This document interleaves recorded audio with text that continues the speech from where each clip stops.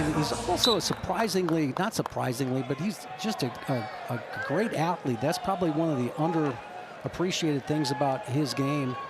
Great conditioning, can hit great techniques, but you know, it takes an athlete to go out there and develop the footwork that this man has in his matches, and it's fun to watch. Caliendo ranked 3rd in the nation. Dylan Evans, a redshirt sophomore, ranked 25th in the country. And Caliendo wasting no time. The Hawkeye in on the legs. He's up 3-0, just 25 seconds in. Yeah, nice little elbow pass there, a little duck under to a high crotch technique. It switches off to the double. Well done. Mikey Caliendo in that black Hawkeye singlet, 56-10. He was 4th at the national tournament in 2024. As I mentioned, a runner-up last March.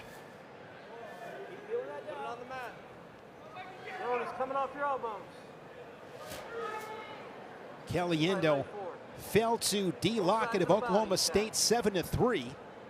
And he beat Patty Gallagher of Ohio State 4-1 in sudden victory in that final as Caliendo chases around the hips and scores his second takedown, and he's up 6-1. Nice job of stuffing the head, knew which direction he wanted to go. Made the opponent feel like he's going one direction, comes back the other way and scores. Before that loss, Jim, to D. Lockett last Sunday, 5 of his last 6 losses to Mitchell Messenbrink, national champion. The other one to Keegan O'Toole, national champion. You look at some of the other guys going back to 2023, lost to Dean Hamady, national champion. David Carr, national champion. Shane Griffith, national champion. I guess that means D. Lockett's got to be feeling pretty good about himself. The last time that Caliendo got beat by somebody that did not have that on their resume, the 2023 NCAAs, Carson Hartzler, Ohio State.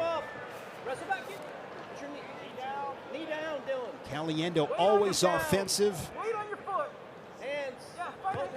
Big gas tank, nice work. Yeah, beautiful finish there. He got both hands on the leg, and right when Evans was trying to go ahead and hand fight him down there, you see a lot of guys get bogged down in that hand fighting position. He was able to take that thing and scoop it up to about 9 o'clock and score. Dylan Evans from Pittsburgh, Pennsylvania, was a 4-time state placer, 2-time state champ. He's 5-2 on the season. Was a runner-up at the Navy Classic, coming off an 8-5 loss to Princeton's Ty Whalen.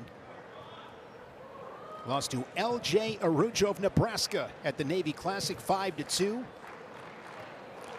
Caliendo, 3 takedowns here in this opening period against Ohio State. That dual meet began at 125. Iowa didn't have their first takedown until Caliendo got that takedown over Gallagher in sudden victory. It's been a different story on this Friday night. Well, the aggression has been there, right? 3 takedowns. Another takedown for Caliendo. With 36 seconds left, I expect him to basically create a probably not going to try to ride in this situation. The takedowns have come that easy. He'll build the riding time as he scores the takedowns. Caliendo, 85 career wins. I'd expect him to go over the century mark as he gives the escape. 47 bonus point victories of those 85 wins, including 22 tech falls. He's back on the offense here tonight. And here is Evans on a single leg. Caliendo putting pressure on the head as Evans works to get his hips underneath him. But he is crunched underneath on the shoe tops, and that is how he will end the first. Good choice. A productive one for Caliendo. Look at this finish right here. You see him hand fighting. He's got hands around the ankle right there. Red. Snaps him down, cracks him down right there. And now there's the hand fight going on right now. Watch him go from 6 o'clock. I said 9 o'clock, but that was 10 o'clock, all right? And that's how he finished that technique. Beautiful. You were using Eastern time. Evans on bottom here in this second period. 1 neutral. Evans last season was down at 157, an NCAA qualifier. He was 1-2 as a 24 seed. Really good in dual meets for the Panthers. He was 12-3 in dual meets. One of those was a nice win over the ACC champion, Rafael Hippolito of Virginia Tech. He's now at Oklahoma. Ooh, misdirection shot right there. Went one direction. Center. Wasn't able to follow. Evans doing a pretty good job of squaring up there in that position. Low level, stance motion, level change class. Kind of a half shot there by Evans and good roll around. And you see how he scooped the leg up during the roll through. It's another takedown. Mikey Caliendo, as usual, given the scoreboard a workout. I met his uncle in Tulsa. Got a great family, his mom and dad, awesome people. 15-6, riding time at 52 seconds. Another shot there from Evans. But he has not been able to get to the legs and puts himself in a tough position against a guy like Caliendo. One more time around those ankles. Feels comfortable just pulling back right in that position. Sometimes you feel, a lot of times we'll talk about coming back all the way to the center, but you feel your opponent really trying to get off the mat, and then you can just go ahead and collect him right there at the edge.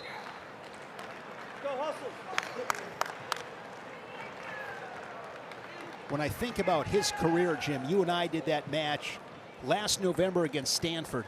Hunter Garvin got out to that early lead, was up by like 8 or 9 points. And Caliendo got 3 just stayed takedowns. Steady. Yeah, Yes. stayed steady and kept working. And, of course, Mitchell Messenbrink, the national champion in this weight class, you just know that he's got that great pace and all that stuff. But you got the sense that Caliendo was starting to kind of close the gap, at least on the pace anyway. And really was the end of the Big Ten tournament here, where both guys were sitting there pretty much exhausted, and Mitchell tapped him on the head and said, "Thanks for the go." I mean, he really appreciated that type of effort that he was able to put in. It was really cool to see. Caliendo not going to back down. One of the best in the country wants to stay. He'll go on bottom. Set on top.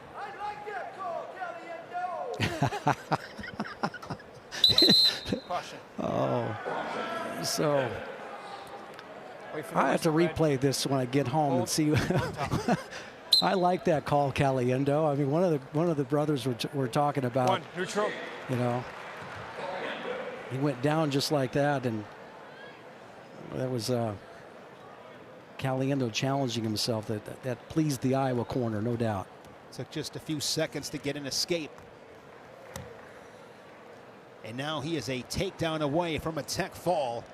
It'd be his 23rd in his career. There he is once again, hunting down that ankle. It's a Tech fall for Mikey Caliendo, 22-6. 3 national titles.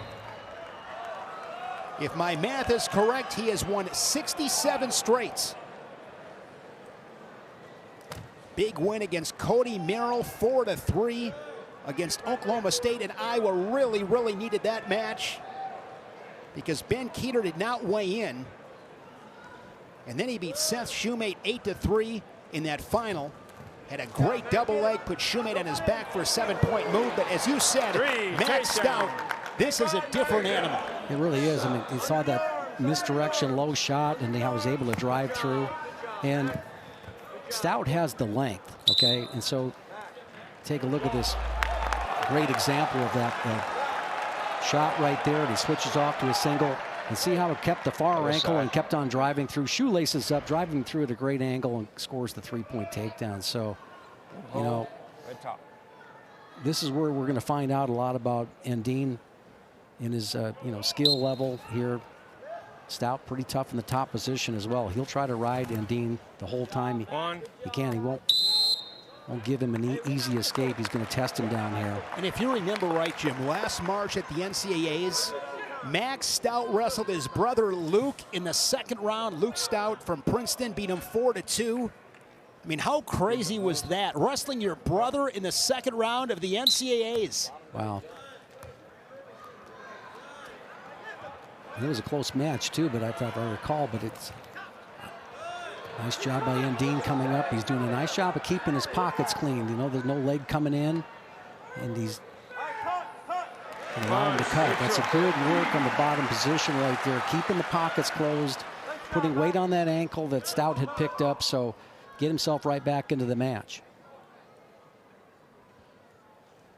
1:40 first period.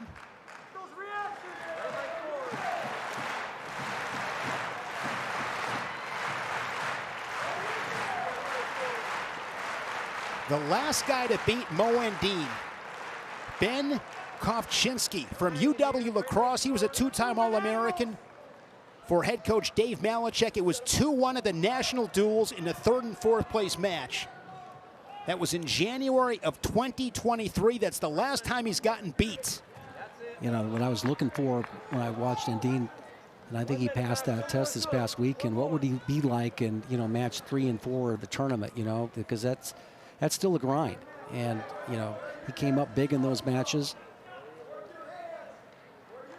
Dave Malachek has been at UW La Crosse 20 years. He was an All-American at UNI. Always a really good team at La Crosse. 45 seconds. Stout with the takedown, Endene with the escape.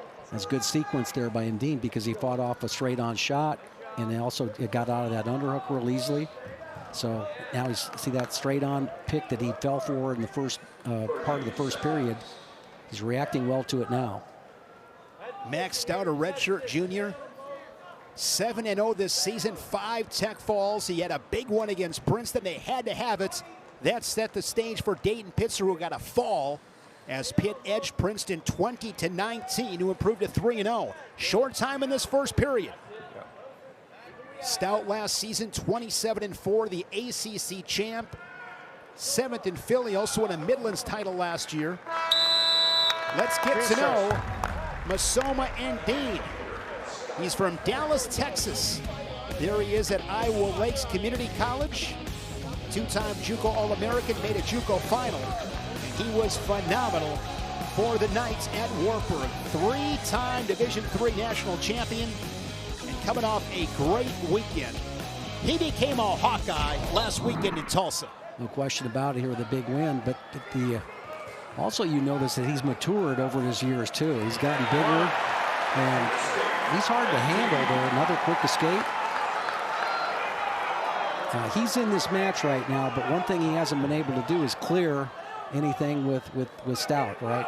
He hasn't got a good tie on, anything like that. Now they're tied up with the fingers. So he has to have to touch and go or do something to get his favorite shot off. Stout seems to be content to make some contact, and he circles out. Right here, it blocks with the top of the head. You'll see him kind of clear out of this thing and go right to freeze shot. You know, what do you do when a guy's doing that to you? You've got to start pursuing. There's that low shot. Good job there by Endene. Nice job of reacting to that, as you said, Shane. But you know, what do you do when you clear?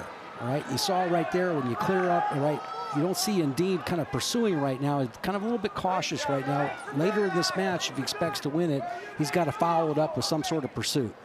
He's been a tough spot against Mirror of Oklahoma State. He had that penalty point early, but found a way to get it done as Stout straight on shot. We're down to 35 seconds. I've been really, really impressed with Endene here in the early going, but as you said, Jim, it's a different animal in the Big Ten. Yeah, so he moving up. Inside 30 seconds. Don't want to waste these seconds here if you're Endene. Do you have something that you can go to right now? Follow up this clearing action, clearing out of the tie with some sort of, so you're coming so far out, maybe even a couple feet out, it's really hard to re-engage. And Stout with the leads, perfectly content with you backing out of every position. At heavyweight for Iowa, Easton Flushman standing. And there you see on your right, sitting down, Ben Kueter. On the left, Brandon Sorensen, Austin DeSanto, Spencer Lee. They won some matches for the Hawkeyes. No doubt. Great careers from all three. So Stout goes on bottom here in this third period.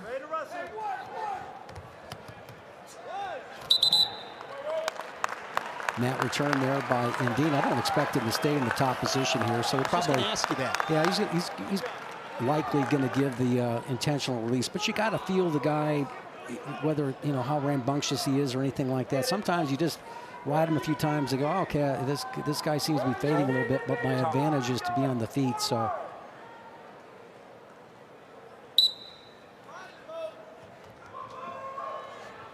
Stout again to his feet. Yeah. One neutral. And diving right back in after that escape. Look at that work from Endene. Great Shows shot. you how strong he is and quick. And his feet. He did that a few times. That spin around right there. You cannot just drop your head and get in on a shot, shoelaces flat. You got to be prepared, like Stout was able to do in the first one, drive through. And this crowd making some noise behind Massoma Endene, ranked 8th in the nation. Riding time and on factor, he's down 4-2. He's got 1:15 to work with. And if you're Stout, you may not have experienced this before, where a crowd gets so far much into it, it just sucks energy out of you. If you're Stout, you want to make sure you circle Endene, taking territory, moving Stout back to the edge. But we are down to 50 seconds, Jim, and if you're Endene, you got to begin that sprint now. Yeah, and it starts with getting an advantage tie and pursuing it. All right. These finger clasp situations here are just not enough. And with the 2-point lead, Stout's really not intending on engaging here. Well, there's a good shot here by Stout, so I misspoke on that. But this is an advantage tie. Good job there from Stout as he circles back in, follows that up with a shot. Time is ticking away on Massoma Endene. He has not lost in years. Down to 10 seconds. Big flurry here from Endene. And Endene on the edge gets the takedown and takes the lead. He has done it again. Endene over Stout.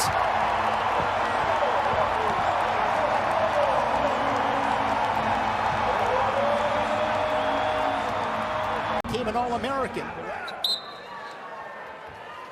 Kueter 21-9 last season. Really good Big Ten tournaments. He was 3rd. Went to Philly as the 5 seed, finished in 8th place, an All-American. The redshirt sophomore, 1-0 this season, did not wrestle in Tulsa at the national duels. And you can see Pitzer, he's a small heavyweight. He, of course, got Stout at 97, but he's always been that way, probably 220, maybe even a little bit under. Keith Gavin said he put some weight on, but just didn't like the way that he moved, took the weight back off. So you said it, he's pretty small. Yeah, but he does attack below the knee, so he's not afraid to go in against really big guys and go ahead and attack below the knee. And here you see him on a snap single leg attempt right there. And forcing Kueter, and Keeter's pretty good once he gets you on his knees, but now see a little scoop up. Advantage here for Pitzer, but he's not able to go ahead and crack that leg down. Good hits from Kueter, pressuring back in, and good balance. Keep Pitzer off the scoreboard. When I say he's small, that's in comparison to most heavyweights in Division I. He had a great high school career, both these guys. Pitzer, 3-time Pennsylvania state champion. Ben Kueter, 4-time undefeated state champion, the 7th in Iowa history. Kueter weighed in today at 240. No score, 140, first period.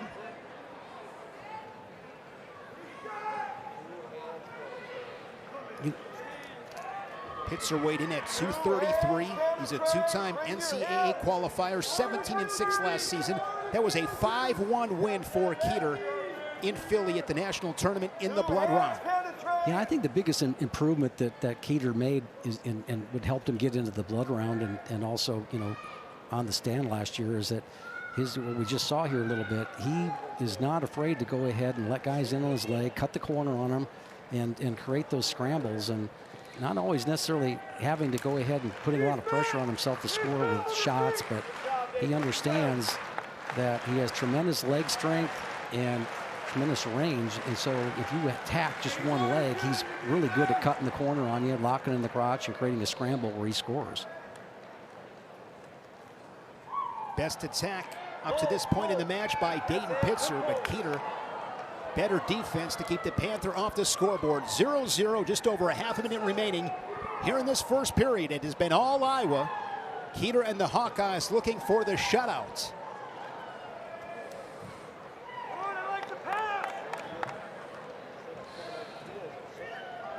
Ben Kueter, a junior freestyle world title on his resume as well. Phenomenal football players. Played football a couple seasons back, did not play this season. No score after 3 minutes. Outstanding wrestler sponsored by Cliff King Athletic. Easy decision tonight. Massoma Endene in the final seconds needed a takedown to win it. He gets it on the edge. His teammates are loving it. The soon-to-be father, Massoma Endene, another W. I believe it's 68 straight. Just finds ways to win. One neutral. And Kueter with the quick escape to Hawkeye. The lone tally on the board, 1-0. Shot there by Pitzer, is able to reach there, squares up. So again, he was able to get penetration on that first shot. He was able to go ahead and maybe just basically a snatch single, not able to finish it. Kueter is not the type of guy right now at this stage in his career. He doesn't really go after a lot of leg shots, but he's got enough forward pressure, all right, where he makes the guy feel uncomfortable here and forces guys into bad shots, and he's able to take advantage of them. So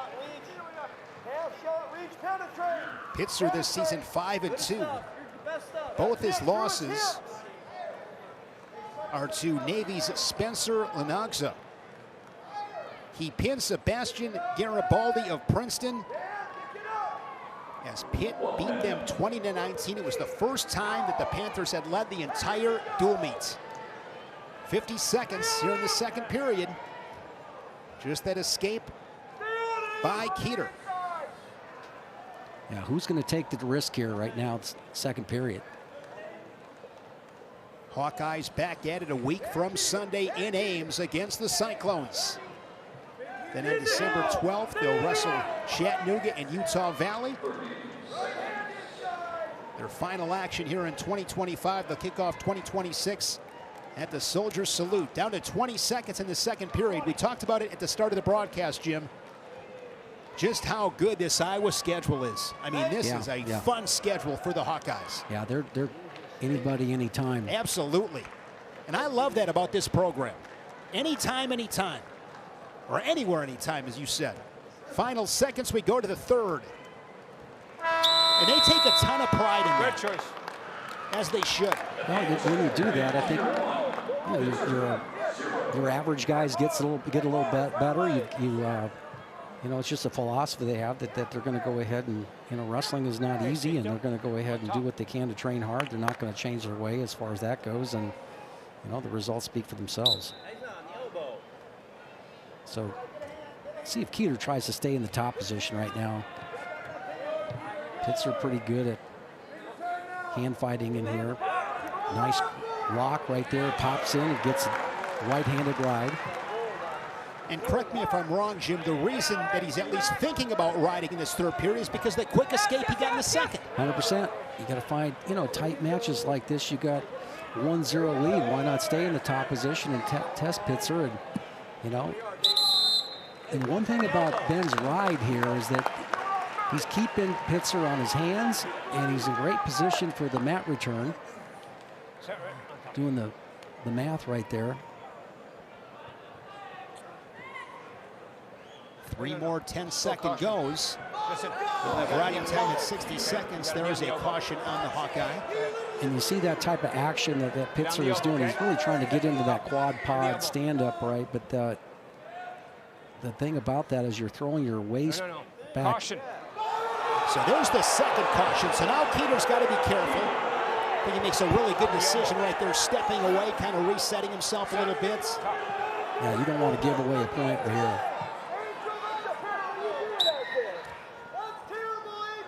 Clean start. Hand fighting there, but again, sagging, and look at where Kueter has that grip. Switch position here for Pitzer, but Kueter able to chase hips and stay behind the Panther. He's got riding time at 45 seconds. I like the fact that he didn't let the kind of questionable call right there affect what he needs to do in the top position right now. Stay with him and win the match right here. Good return, and that will take him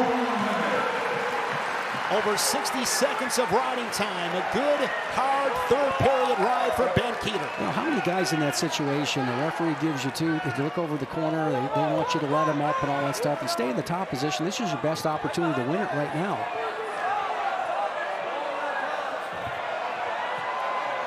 Ben Kueter, good awareness, kept that right foot inside the cylinder as long as he could. Now, this is decision time. Do you go ahead and let him up? Right, you've got the riding time clinched.